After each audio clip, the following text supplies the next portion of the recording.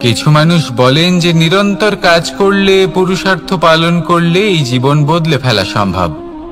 আজ আমি আপনাকে বোঝাবো যে এক মুহূর্ত, সময় আর সিদ্ধান্ত কতটা গুরুত্বপূর্ণ হয়। এক মুহূর্তই যথেষ্ট। একটা মুহূর্ত এত শক্তিশালী হতে পারে যে তা আপনার সমগ্র জীবন পাল্টে দিতে পারে। এমন এক সময় ছিল শ্রীরামের কাছে, যখন ওনাকে সিদ্ধান্ত নিতে হয় যে উনি নিজের পিতার আদেশ পালন করতে বনবাসে যাবেন নাকি যাবেন না। উনি সেই আদেশ পালন করেছিলেন, তারপর সময় অনুসারে উপযুক্ত সিদ্ধান্ত নিলেন। আর আজ সকলের মনে বসবাস করেন শ্রীরাম। আর অন্যদিকে আছে রাবণ। ওনার কাছে একটা সময় ছিল, একটা সুযোগ ছিল নিজের প্রারব্ধকে শুভ করে তোলার। উনি ভুল করলেন আর মৃত্যু লাভ করলেন। নির্বাচন সবসময় আপনার হাতে, শুধু আপনাকে সময়কে বুঝতে হবে, সেই মুহূর্তকে বুঝতে হবে আর উচিত সিদ্ধান্ত নিতে হবে, ব্যাস। বুঝতে শিখুন এই সময়ের দাবি কি, বুঝতে শিখুন এই সময়ের ইচ্ছে কি, আর উচিত সিদ্ধান্ত নিন। আর আমার সাথে ভালোবেসে বলুন, রাধা রাধা। জ্ঞান এবং অহংকার, এই দুইয়ের মধ্যে সম্পর্ক কোথায়? সম্পর্ক ঠিক সেরকম যেরকম হাত এবং কাঁকনের, যেমন চোখ এবং দৃষ্টির সম্পর্ক। এবার আপনি বলবেন, এ আমি কি বলছি? জ্ঞান এবং অহংকারের এমন সম্পর্ক কি করে হতে পারে? দেখুন, যে ব্যক্তি জ্ঞানী, যার কাছে জ্ঞান রয়েছে এবং তিনি জানেন যে তার কাছে জ্ঞান রয়েছে, তার মধ্যে নিজে থেকেই অহংবোধ জাগ্রত হয়। খুব কম সংখ্যক এমন জ্ঞানী ব্যক্তি আছেন যারা নিজেদের অহংকারের বিষয়ে আঁচ করতে পারেন। প্রকৃত জ্ঞানী হলেন তিনি, যিনি নিজের জ্ঞানের সদ্ব্যবহার করে অহংকারকে দূর করেন। উচিত সময় বুঝে যান, নিজের অন্তর যাচাই করে এই বিষয়টা দেখেন যে তার অন্তরে অহংবোধ জাগ্রত হচ্ছে এবং নিজেকে সেখানেই থামিয়ে দেন, যাতে অহংকারের পথে তিনি অগ্রসর না হয়ে যান। এই অহংকার কখন উচিত, কখন অনুচিত, কখন প্রয়োগ করা উচিত, উচিত নয়, কখন বাধা দেওয়া উচিত, এটা শেখা অত্যন্ত প্রয়োজনীয়। আর যদি এটা আপনি শিখতে পারেন, তাহলে আপনি একজন জ্ঞানীও হয়ে উঠবেন এবং সুখীও থাকবেন। তাই মনে রাখবেন, এই জ্ঞান নিয়ে কখনোই অহংকার করবেন না, বরং সবসময় নিজের অহংবোধের বিষয়ে প্রকৃত ধারণা রাখবেন। আসুন আমার সাথে ভালোবেসে বলুন, রাধা রাধা। আমাদের জীবনে 7 ধরনের সুখ আছে, আর সেগুলো লাভ করার জন্য আমরা অত্যন্ত প্রচেষ্টা করি। কিন্তু কোনো প্রচেষ্টা করার পূর্বে তা কিভাবে করব সেটা বোঝা খুব প্রয়োজন, আর সেখানেই আমরা ভুল করে থাকি। যে কাজটা আমাদের পরে করা উচিত, সেটাই আমরা আগে করে বসি। আপনাকে স্পষ্ট করে বোঝাই, প্রত্যেক সুখের সাথে 2টি ক্রিয়া জড়িত থাকে। এবার যখন আমরা ধনের কথা বলি, তখনও 2টি ক্রিয়া জুড়ে থাকে। প্রথম ক্রিয়া হলো ধন অর্জন করা, দ্বিতীয় ক্রিয়া হলো ধনের ব্যবহার করা। আর জীবনে ধনের ব্যবহার করার পূর্বে ধন কিভাবে অর্জন করতে হয় তা শেখা অত্যন্ত প্রয়োজনীয়। আমরা মন্দিরে যাই, ভগবানের আরাধনা করি, তার জন্য পুজো করি, ওনাকে প্রসন্ন করতে চাই, কিন্তু তার আগে ভগবানের ওপর আস্থা রাখা প্রয়োজনীয়। যদি আপনার অটল বিশ্বাস থাকে, তবেই আপনি প্রকৃত ভক্ত হয়ে উঠতে পারবেন। এবার যদি আপনি বক্তা হয়ে থাকেন, শ্রেষ্ঠ বক্তা হতে চান, এই সংসারের সামনে নিজের বক্তব্য রাখতে চান, তাহলে কথা বলার পূর্বে কথা শুনতে শিখুন। তবেই আপনি একজন শ্রেষ্ঠ বক্তা হয়ে উঠতে পারবেন। জীবনে সম্পর্ক স্থাপন করার আগে সম্পর্ক বজায় রাখতে শিখুন, তবেই আপনি একজন প্রকৃত সাথী হয়ে উঠবেন। জীবনে পরাজয় মানার পূর্বে বিজয়ী হওয়ার চেষ্টা কিভাবে করতে হয় সেটা শিখুন, তবেই আপনি একজন নিপুণ ব্যক্তি হয়ে উঠবেন। অন্তিম এবং সবথেকে গুরুত্বপূর্ণ কথা, জীবনে ভালোবাসা লাভ করার পূর্বে ভালোবাসা প্রদান করতে শিখুন, তবেই আপনি একজন প্রকৃত প্রেমী হয়ে উঠবেন। আসুন আমার সাথে ভালোবেসে বলুন, রাধা রাধা। এই সংসারের সবথেকে বড় যুদ্ধ কোনটা? দেব-অসুরের যুদ্ধ যা অনেক বছর ধরে চলেছিল, নাকি রাম রাবণের যুদ্ধ, নাকি মহাভারত? না, সংসারের সবথেকে বড় যুদ্ধ হলো সেইটা যা নিজের সাথে লড়া হয়, নিজের মনের সাথে লড়া হয়, নিজের অন্তরের সাথে লড়া হয়। এটাই সবথেকে বড় যুদ্ধ। এবার নিজেই দেখুন আপনার সবথেকে বড় শত্রুকে। আপনার স্বার্থ, আপনার কামনাগুলি, আপনার অহংকারগুলি, যা আপনাকেই নষ্ট করে দেয়। যদি এদের ওপর আপনি বিজয় লাভ করতে পারেন, তাহলে ধরে নিন এই সংসারে সবার ওপরে আপনি বিজয় লাভ করতে পারবেন। এই সংসারে কেউ আপনাকে পরাজিত করতে পারবে না, কিন্তু তার জন্য প্রয়োজন অনুভূতির। অনুভূতি ভালোবাসার, অনুভূতি অনুপ্রেরণার।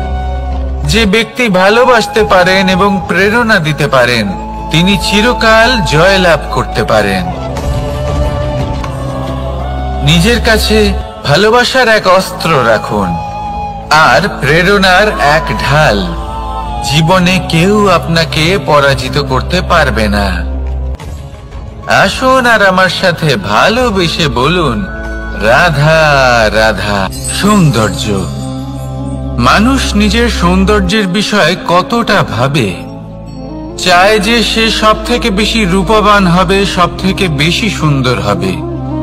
কিন্তু সৌন্দর্যের পরিভাষা কি তা কি সে জানে?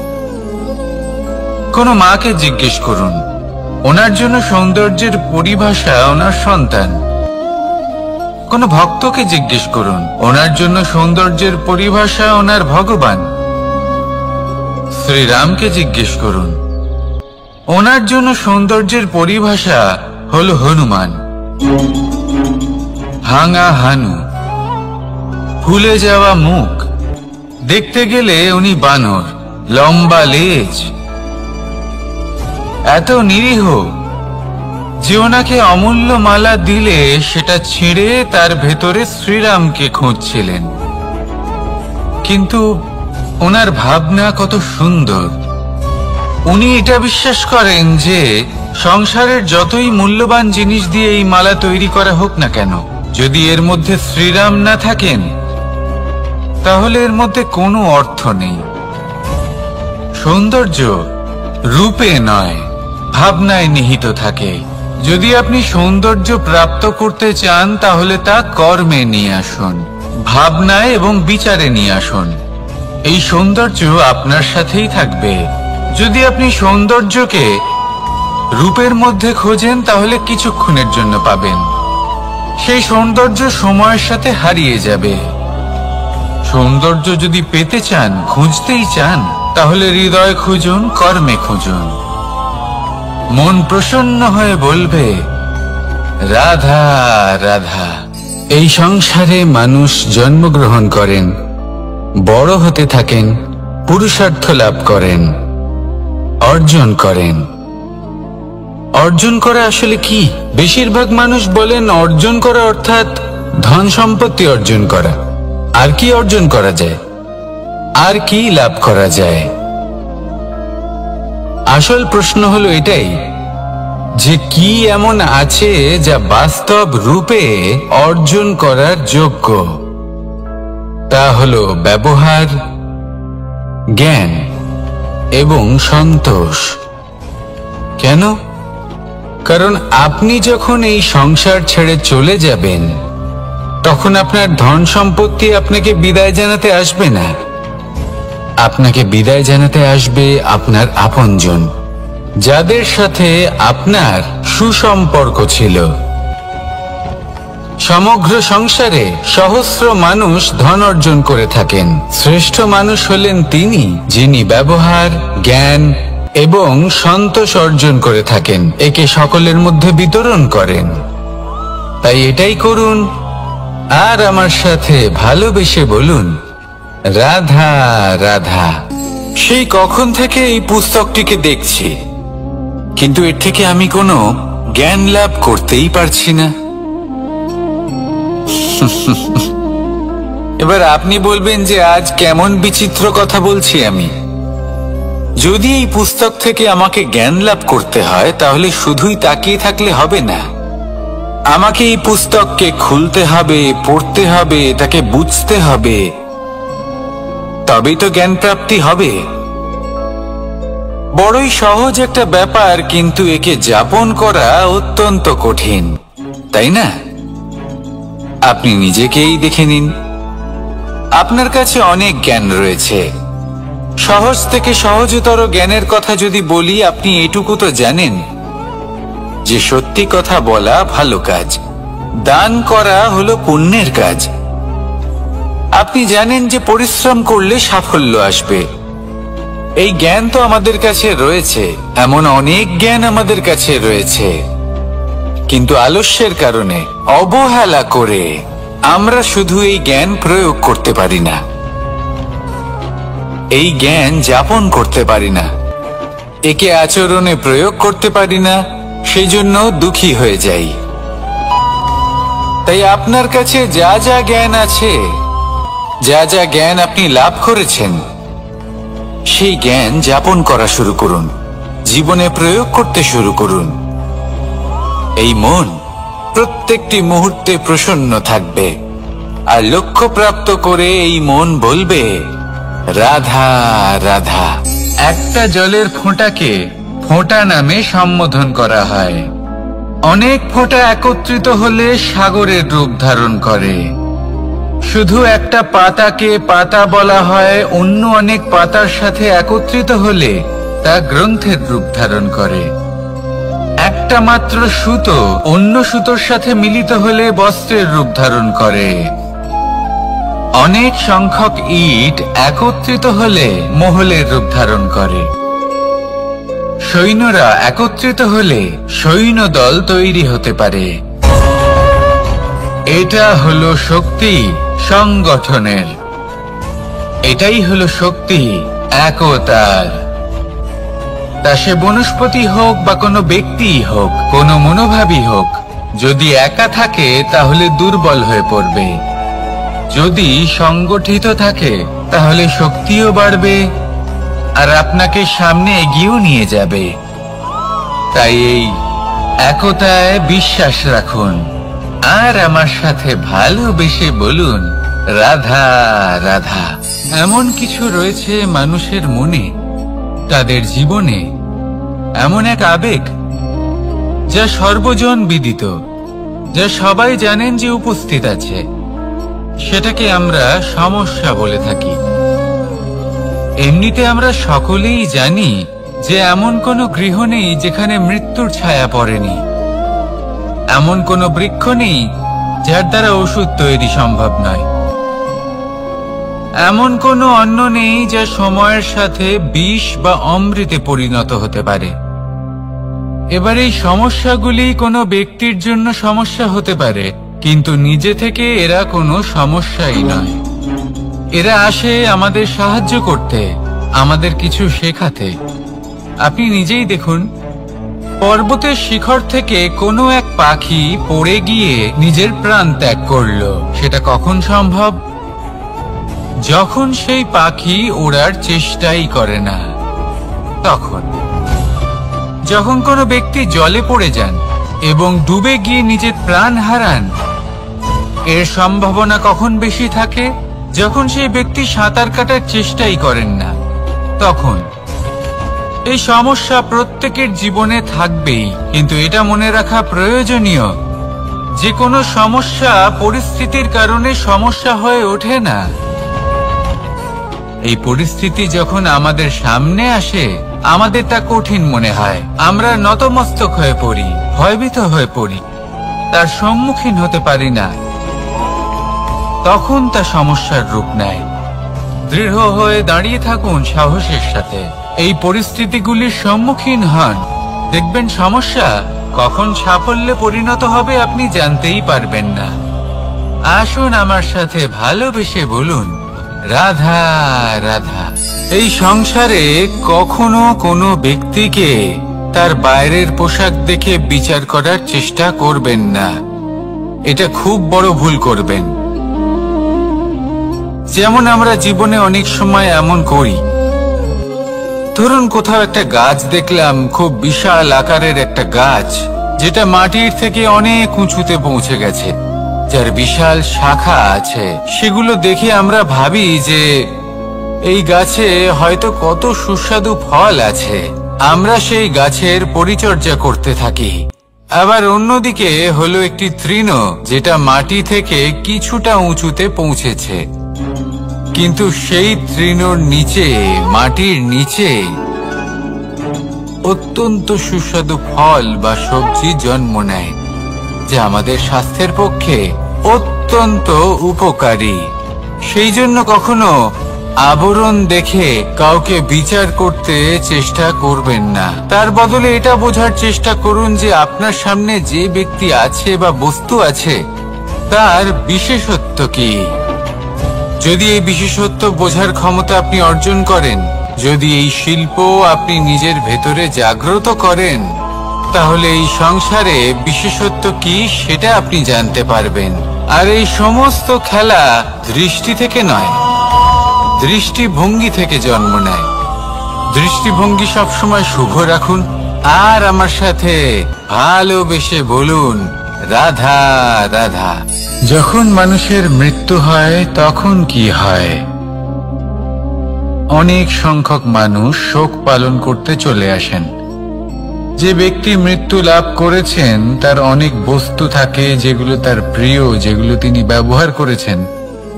তার শয্যা, তার বস্ত্র, তার আভূষণ সবকিছু তার থেকে বিচ্ছিন্ন করা হয় এবং খালি হাতে তাকে শ্মশানের উদ্দেশ্যে রওনা করা হয়।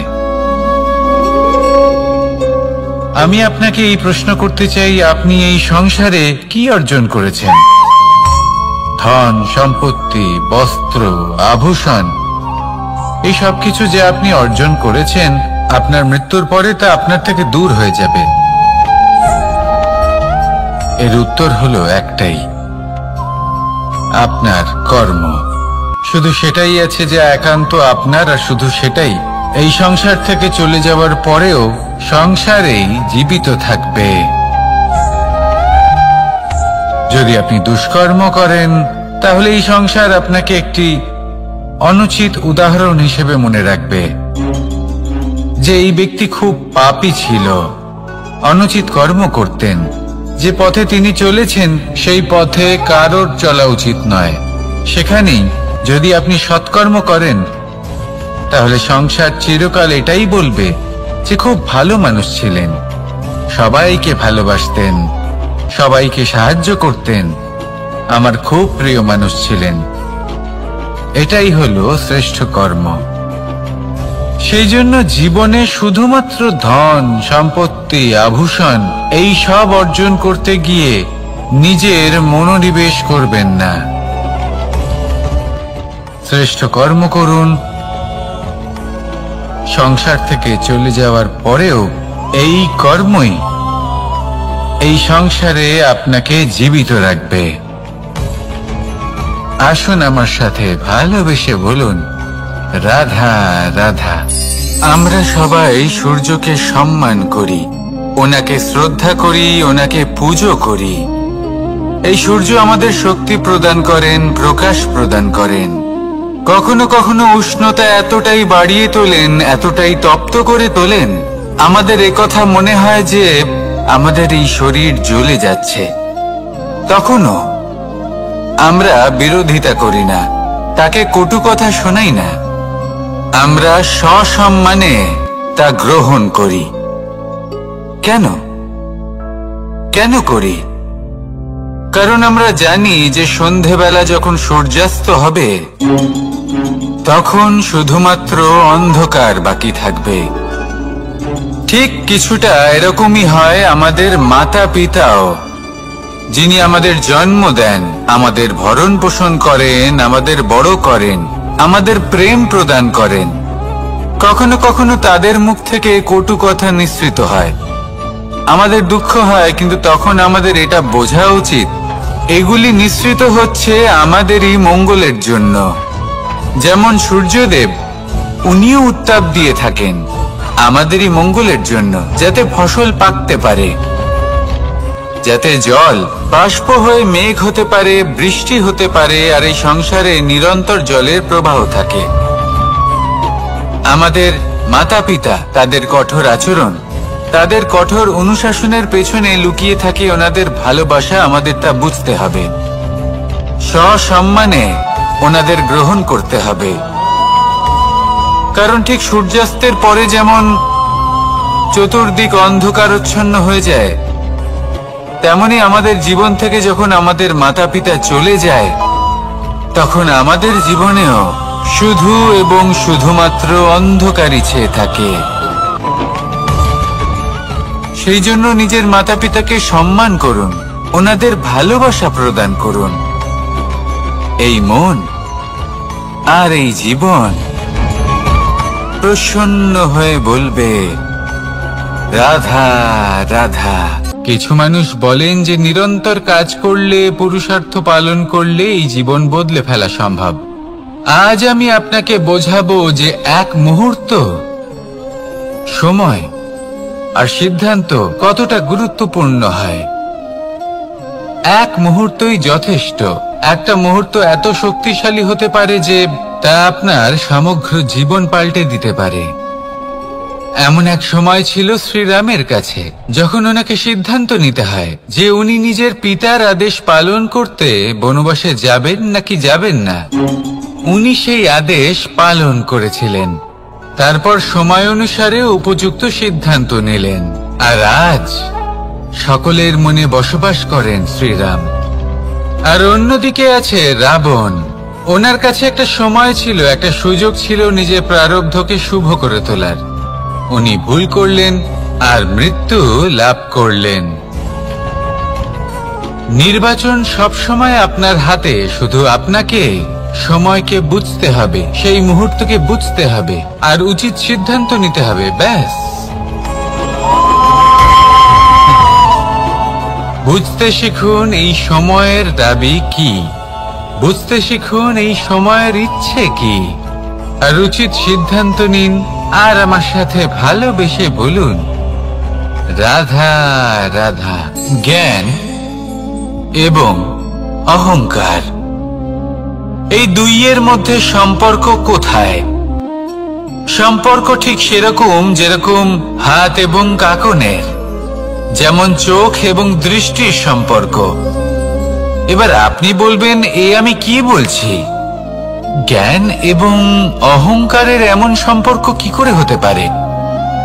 দেখুন, যে ব্যক্তি জ্ঞানী, যার কাছে জ্ঞান রয়েছে এবং তিনি জানেন যে তার কাছে জ্ঞান রয়েছে, তার মধ্যে নিজে থেকেই অহংবোধ জাগ্রত হয়। খুব কম সংখ্যক এমন জ্ঞানী ব্যক্তি আছেন যারা নিজেদের অহংকারের বিষয়ে আঁচ করতে পারেন। প্রকৃত জ্ঞানী হলেন তিনি, যিনি নিজের জ্ঞানের সদ্ব্যবহার করে অহংকারকে দূর করেন। উচিত সময় বুঝে যান, নিজের অন্তর যাচাই করে এই বিষয়টা দেখেন যে তার অন্তরে অহংবোধ জাগ্রত হচ্ছে এবং নিজেকে সেখানেই থামিয়ে দেন, যাতে অহংকারের পথে তিনি অগ্রসর না হয়ে যান। এই অহংকার কখন উচিত, কখন অনুচিত, কখন প্রয়োগ করা উচিত, উচিত নয়, কখন বাধা দেওয়া উচিত, এটা শেখা অত্যন্ত প্রয়োজনীয়। আর যদি এটা আপনি শিখতে পারেন, তাহলে আপনি একজন জ্ঞানীও হয়ে উঠবেন এবং সুখীও থাকবেন। তাই মনে রাখবেন, এই জ্ঞান নিয়ে কখনোই অহংকার করবেন না, বরং সবসময় নিজের অহংবোধের বিষয়ে প্রকৃত ধারণা রাখবেন। আসুন আমার সাথে ভালোবেসে বলুন, রাধা রাধা। আমাদের জীবনে 7 ধরনের সুখ আছে, আর সেগুলো লাভ করার জন্য আমরা অত্যন্ত প্রচেষ্টা করি। কিন্তু কোনো প্রচেষ্টা করার পূর্বে তা কিভাবে করব সেটা বোঝা খুব প্রয়োজন, আর সেখানেই আমরা ভুল করে থাকি।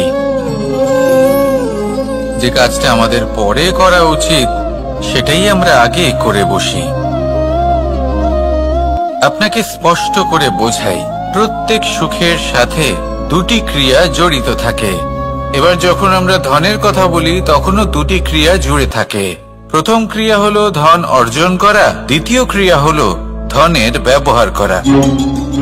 আর জীবনে ধনের ব্যবহার করার পূর্বে ধন কিভাবে অর্জন করতে হয় তা শেখা অত্যন্ত প্রয়োজনীয়। আমরা মন্দিরে যাই, ভগবানের আরাধনা করি, তার জন্য পুজো করি, ওনাকে প্রসন্ন করতে চাই, কিন্তু তার আগে ভগবানের ওপর আস্থা রাখা প্রয়োজনীয়। যদি আপনার অটল বিশ্বাস থাকে তবেই আপনি প্রকৃত ভক্ত হয়ে উঠতে পারবেন। এবার যদি আপনি বক্তা হয়ে থাকেন, শ্রেষ্ঠ বক্তা হতে চান, এই সংসারের সামনে নিজের বক্তব্য রাখতে চান, তাহলে কথা বলার পূর্বে কথা শুনতে শিখুন।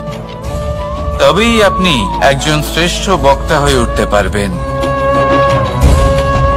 জীবনে সম্পর্ক স্থাপন করার আগে সম্পর্ক বজায় রাখতে শিখুন, তবেই আপনি একজন প্রকৃত সাথী হয়ে উঠবেন।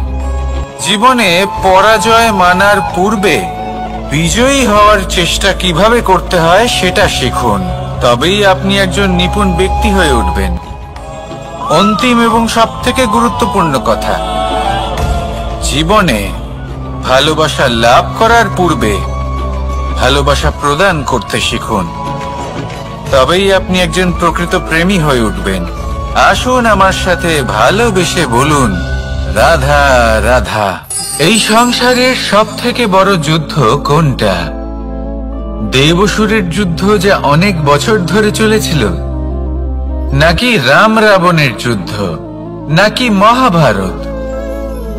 না, সংসারের সবথেকে বড় যুদ্ধ হলো সেইটা যা নিজের সাথে লড়া হয়, নিজের মনের সাথে লড়া হয়, নিজের অন্তরের সাথে লড়া হয়। এটাই সবথেকে বড় যুদ্ধ। এবার নিজেই দেখুন আপনার সবথেকে বড় শত্রুকে। আপনার স্বার্থ, আপনার কামনাগুলি, আপনার অহংকারগুলি, যা আপনাকেই নষ্ট করে দেয়। যদি এদের ওপর আপনি বিজয় লাভ করতে পারেন, তাহলে ধরে নিন এই সংসারে সবার উপরে আপনি বিজয় লাভ করতে পারবেন। এই সংসারে কেউ আপনাকে পরাজিত করতে পারবে না, কিন্তু তার জন্য প্রয়োজন অনুভূতির। অনুভূতি ভালোবাসার, অনুভূতি অনুপ্রেরণার। যে ব্যক্তি ভালোবাসতে পারেন এবং প্রেরণা দিতে পারেন, তিনি চিরকাল জয় লাভ করতে পারেন। নিজের কাছে ভালোবাসার এক অস্ত্র রাখুন আর প্রেরণার এক ঢাল। জীবনে কেউ আপনাকে পরাজিত করতে পারবে না। আসুন আর আমার সাথে ভালোবেসে বলুন, রাধা রাধা। সৌন্দর্য। মানুষ নিজের সৌন্দর্যের বিষয়ে কতটা ভাবে, চায় যে সে সব থেকে বেশি রূপবান হবে, সব থেকে বেশি সুন্দর হবে। কিন্তু সৌন্দর্যের পরিভাষা কি তা কি সে জানে? কোনো মাকে জিজ্ঞেস করুন, ওনার জন্য সৌন্দর্যের পরিভাষা ওনার সন্তান। কোনো ভক্তকে জিজ্ঞেস করুন, ওনার জন্য সৌন্দর্যের পরিভাষা ওনার ভগবান। শ্রীরামকে জিজ্ঞেস করুন, ওনার জন্য সৌন্দর্যের পরিভাষা হলো হনুমান। ভাঙা হানু, ফুলে যাওয়া মুখ, দেখতে গেলে উনি বানর, লম্বা লেজ, এত নিরীহ যে ওনাকে অমূল্য মালা দিলে সেটা ছিঁড়ে তার ভেতরে শ্রীরামকে খুঁজছিলেন। কিন্তু ওনার ভাবনা কত সুন্দর। উনি এটা বিশ্বাস করেন যে সংসারের যতই মূল্যবান জিনিস দিয়ে এই মালা তৈরি করা হোক না কেন, যদি এর মধ্যে শ্রীরাম না থাকেন তাহলে এর মধ্যে কোনো অর্থ নেই। সৌন্দর্য রূপে নয়, ভাবনায় নিহিত থাকে। যদি আপনি সৌন্দর্য প্রাপ্ত করতে চান তাহলে তা কর্মে নিয়ে আসুন, ভাবনায় এবং বিচারে নিয়ে আসুন। এই সৌন্দর্য আপনার সাথেই থাকবে। যদি আপনি সৌন্দর্যকে রূপের মধ্যে খোঁজেন তাহলে কিছুক্ষণের জন্য পাবেন, সেই সৌন্দর্য সময়ের সাথে হারিয়ে যাবে। সৌন্দর্য যদি পেতে চান, খুঁজতেই চান, তাহলে হৃদয় খুঁজুন, কর্মে খুঁজুন।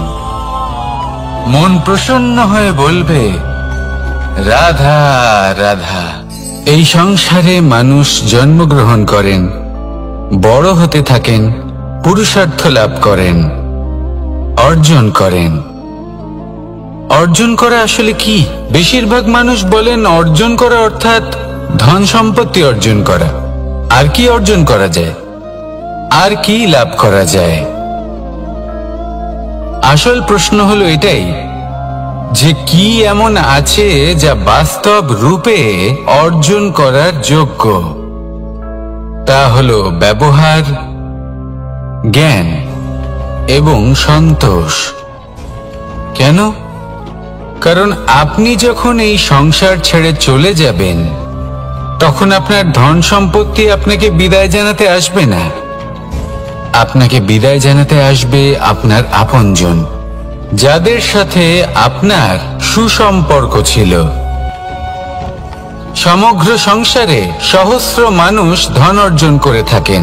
শ্রেষ্ঠ মানুষ হলেন তিনি যিনি ব্যবহার, জ্ঞান এবং সন্তোষ অর্জন করে থাকেন, একে সকলের মধ্যে বিতরণ করেন। তাই এটাই করুন আর আমার সাথে ভালোবেসে বলুন রাধা রাধা। সেই কখন থেকে এই পুস্তকটিকে দেখছি, কিন্তু এর থেকে আমি কোনো জ্ঞান লাভ করতেই পারছি না। এবার আপনি বলবেন যে আজ কেমন বিচিত্র কথা বলছি আমি। যদি এই পুস্তক থেকে আমাকে জ্ঞান লাভ করতে হয় তাহলে শুধুই তাকিয়ে থাকলে হবে না। আমাকে এই পুস্তককে খুলতে হবে, পড়তে হবে, তাকে বুঝতে হবে, তবেই তো জ্ঞান প্রাপ্তি হবে। বড়ই সহজ একটা ব্যাপার, কিন্তু একে যাপন করা অত্যন্ত কঠিন, তাই না? আপনি নিজেকেই দেখে নিন। আপনার কাছে অনেক জ্ঞান রয়েছে।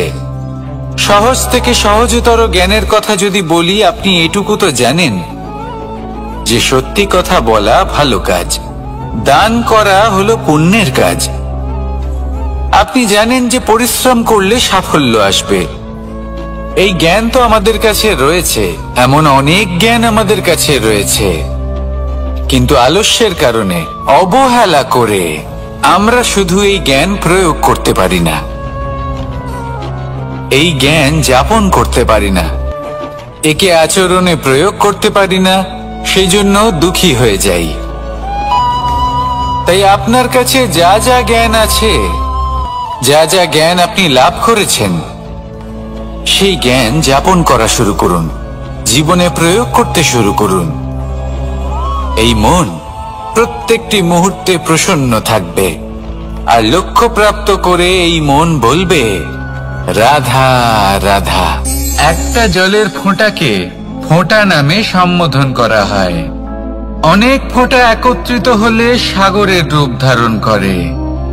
শুধু একটা পাতাকে পাতা বলা হয়, অন্য অনেক পাতার সাথে একত্রিত হলে তা গ্রন্থের রূপ ধারণ করে।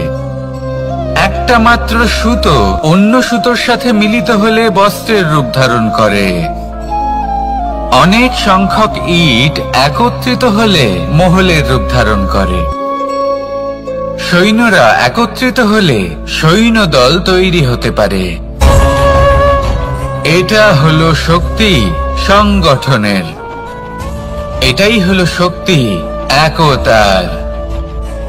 তা সে বনস্পতি হোক বা কোনো ব্যক্তি হোক, কোনো মনোভাবই হোক, যদি একা থাকে তাহলে দুর্বল হয়ে পড়বে। যদি সংগঠিত থাকে তাহলে শক্তিও বাড়বে আর আপনাকে সামনে এগিয়েও নিয়ে যাবে। তাই এই একতায় বিশ্বাস রাখুন আর আমার সাথে ভালোবেসে বলুন, রাধা রাধা। এমন কিছু রয়েছে মানুষের মনে, তাদের জীবনে এমন এক আবেগ যা সর্বজন বিদিত, যা সবাই জানেন যে উপস্থিত আছে। সেটাকে আমরা সমস্যা বলে থাকি। এমনিতে আমরা সকলেই জানি যে এমন কোনো গৃহ নেই যেখানে মৃত্যুর ছায়া পড়েনি, এমন কোনো বৃক্ষ নেই যার দ্বারা ওষুধ তৈরি সম্ভব নয়, এমন কোনো অন্ন নেই যা সময়ের সাথে বিষ বা অমৃতে পরিণত হতে পারে।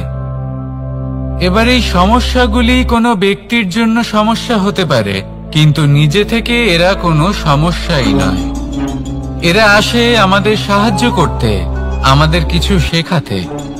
আপনি নিজেই দেখুন, পর্বতের শিখর থেকে কোনো এক পাখি পড়ে গিয়ে নিজের প্রাণ ত্যাগ করলো। সেটা কখন সম্ভব? যখন সেই পাখি ওড়ার চেষ্টাই করে না। তখন যখন কোনো ব্যক্তি জলে পড়ে যান এবং ডুবে গিয়ে নিজের প্রাণ হারান, এর সম্ভাবনা কখন বেশি থাকে? যখন সেই ব্যক্তি সাঁতার কাটার চেষ্টাই করেন না।